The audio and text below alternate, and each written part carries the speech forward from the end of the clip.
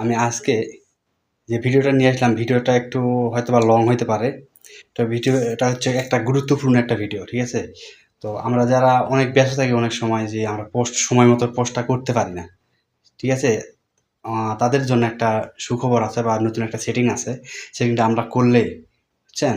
তো আপনার অটোমেটিক যেই টাইমে আপনি ভিডিওটা পোস্ট করেন, ওই টাইমে করতে পারবেন, ঠিক আছে? তো এত কথা না বাড়িয়ে চলুন দেখি কিভাবে সেটিংটা করতে হয়।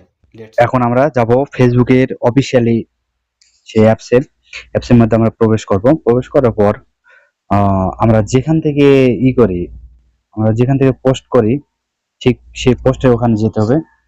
যেমন হোয়াটস অন ইওর মিট, এখান থেকে আমরা যে পোস্টগুলা করি, তো আমরা চলে যাব, যাওয়ার পর একটা ব্যাকগ্রাউন্ড নেব, ঠিক আছে? যেমন আমি এই ব্যাকগ্রাউন্ডটা আমি নিয়ে নিলাম। যার পর আমি যেহেতু পোস্টটা আমি করব শুভ সকালের, সে কারণে আমি এখন লিখে দিব এখানে শুভ শুভ সকাল। এখন শুভ সকাল লেখার পরে আপনি নেক্সটে যাবেন। নেক্সটে ক্লিক করার পর এখানে লেখা আসবে শিডিউল অপশন, ঠিক আছে? প্রবেশ করার পর পোস্ট নিউ লেখা আছে, আর একটা শিডিউল ফর লেটার।